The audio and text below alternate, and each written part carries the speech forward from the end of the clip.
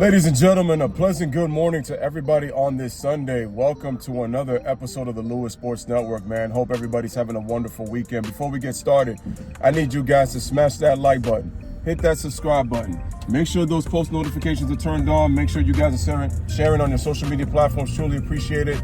Love and appreciation to all you guys. Thank you for always liking, sharing, subscribing, and commenting to my channel. I definitely appreciate it. Peace and blessings. On to the video. So, we are going to talk about one of the greatest what-ifs in NBA history. But we know there's no what-if when it came to his game, and his name is Anthony Penny Hardaway.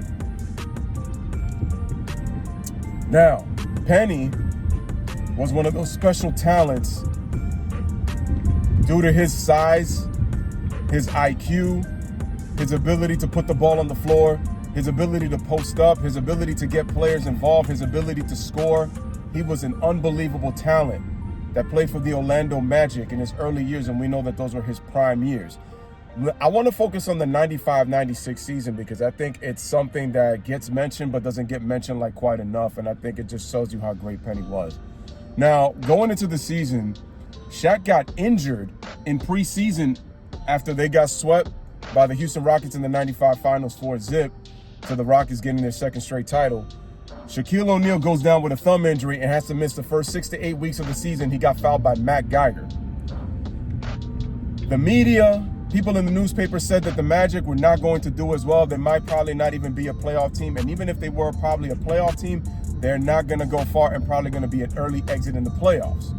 Now, Shaq ended up missing 28 games, but we're going to talk about and focus on the first 22. And Penny came off a first-team All-NBA season in 94-95 playing alongside Shaq. Now, we're wondering how Penny was going to do now that Shaq wasn't there. Well, let me just tell you that Penny was having one of the more unbelievable seasons. He was having a career year that year, ladies and gentlemen. And what was amazing about Penny was Penny at that time, I think through the first 22 games of that season, he was averaging just under 27 a game. And he was second in the league to only Michael Jordan, who was leading the league at 28.7. Another thing that was really special was just the fact that his splits were pretty damn good. He was shooting, I believe, around 49%. He was shooting in the high mid-80s at the free throw line, and he was even shooting well from the three-point line. And what was really nice was that Penny was showing you that even without Shaq, he was putting up big numbers, but more importantly, the team was winning, and they were actually playing better defense the start of this 96 season compared to last season. And I think through the first 22 games of that year, when the media had written them off in terms of championship contention, the Magic started off at 17-5, ladies and gentlemen. And what people forget is the previous year, the Magic won, I believe, they won 38 or 39 games at home, and their biggest issue was, winning on the road. But Penny was so unbelievable in those first 22 games that season. And he was averaging just under 27. Now, when Shaq came back, he had to dial it back and he focused on passing the ball more when Shaq came back, and obviously featuring Shaq because Shaq is the man on the team and you don't want to take away from Shaq, of course. But it just showed you how special of a player that Penny was, his ability to get guys involved, his ability to shoot the basketball, his ability to create, his ability to finish, his IQ, how to get to his spots on the floor, his ability to post up.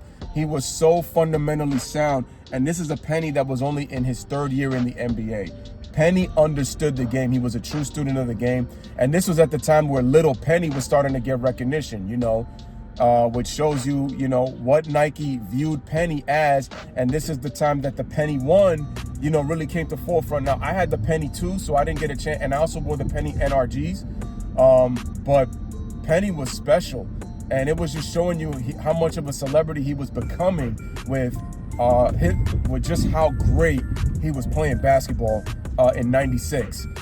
So he finished that year, I believe, just averaging under 22 points per game. But he was averaging about, 26, 5, and maybe 6, if not 7 assists.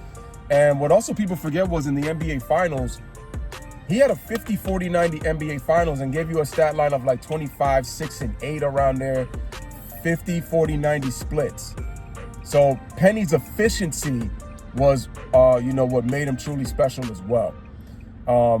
It's just unfortunate the injury started to creep up on Penny. He had that serious knee injury in 96 that he injured in the playoffs. I think it was in the first round or in the second round. I don't know if it was against Detroit or against the Hawks. One of those two teams, but I know he got hurt. And then it started to bring a tailspin of injuries from Penny from here on in.